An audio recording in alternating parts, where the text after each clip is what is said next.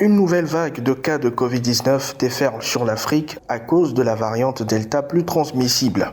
Moins de 2% des 1,3 milliard d'habitants de l'Afrique ont reçu ne serait-ce qu'une dose de vaccin contre le Covid-19. La vitesse et l'ampleur de la troisième vague en Afrique ne ressemblent à rien de ce que nous avons vu auparavant, a déclaré le docteur Madidiso Moeti, directrice régionale de l'Organisation mondiale de la santé pour l'Afrique. Les nouveaux cas, les hospitalisations et les décès se multiplient à mesure que la nouvelle variante se propage.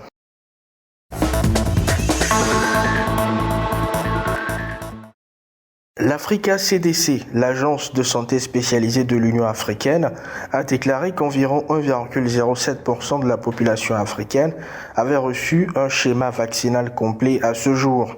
5 États membres, à savoir le Maroc, l'Égypte, le Nigeria, l'Algérie et l'Afrique du Sud, ont acquis et administré le plus grand nombre de doses de vaccins Covid-19 à leurs populations respectives. En date de jeudi après-midi, le nombre de cas de Covid-19 en Afrique a atteint 5 509 362. L'Afrique du Sud, le Maroc, la Tunisie, l'Éthiopie et l'Égypte sont les pays qui comptent le plus de cas sur le continent selon le CDC Afrique.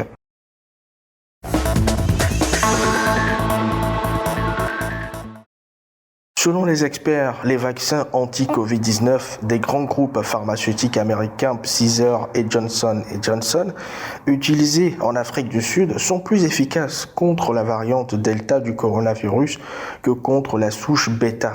Ce que nous avons constaté dans les travaux in vitro, c'est que le vaccin Johnson & Johnson est plus efficace contre la variante Delta et qu'il s'améliore au fil du temps en ce qui concerne les variantes Delta et Beta, a déclaré le professeur Glenda Gray, présidente et directrice générale du Conseil sud-africain de la recherche médicale.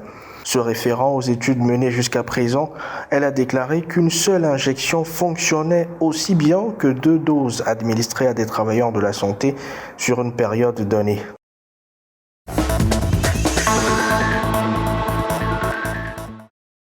La société pharmaceutique sud-africaine Aspen a commencé à produire des centaines de millions de doses de vaccins Covid-19 pour les pays africains.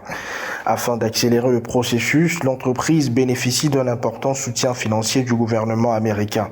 Lors d'un point de presse virtuel jeudi, Mark Markish, un haut responsable de la Corporation financière internationale pour le développement des États-Unis, a déclaré qu'Aspen recevait environ 712 millions de dollars pour produire des vaccins pour les populations africaines.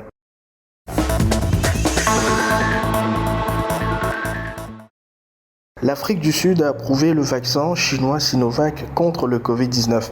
C'est ce qu'a déclaré samedi le ministre de la Santé par intérim, alors que le pays est confronté à une troisième vague d'infection qui a paralysé les hôpitaux et porté son bilan à 60 000 morts.